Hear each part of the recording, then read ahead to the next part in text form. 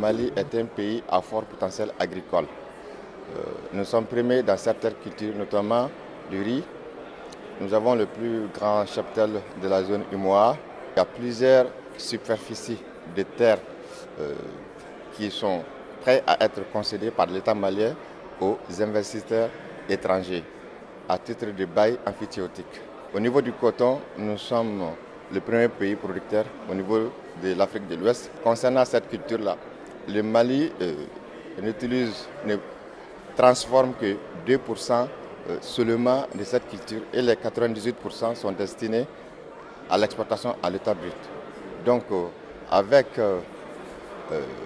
les investisseurs, nous pouvons par exemple créer des unités de transformation pour justement mettre en valeur ces produits. On ne peut pas prétendre à l'émergence sans énergie.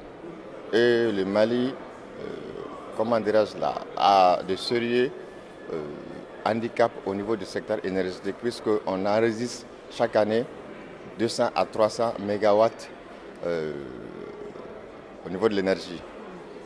Donc combler ce déficit-là serait très avantageux pour le Mali.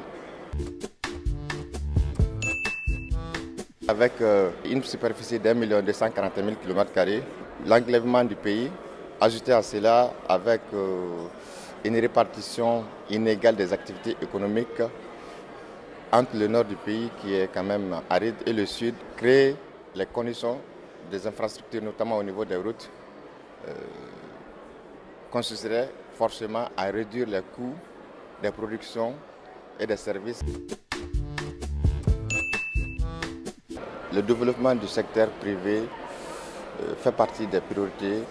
D'ailleurs, c'est ce qui a permis à notre président de la République de dédier un ministère justement, et c'est une première au secteur privé. Les moyens de l'État sont toujours limités.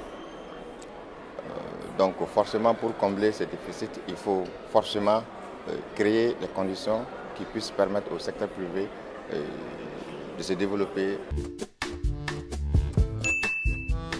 Si vous voyez que ceux qui se soulèvent contre l'État ou contre les institutions ou qui provoquent des menaces de façon générale, parce que c'est des gens qui sont en majeure partie désœuvrés, ils n'ont pas d'activité. À mon avis, s'ils sont occupés par une activité économique quelconque, assurément, ils ne vont pas se soulever. Donc, effectivement, le développement à travers l'économie et l'occupation des gens qui se soulèvent contre le pays peut justement constituer de nature à éviter ce fléau.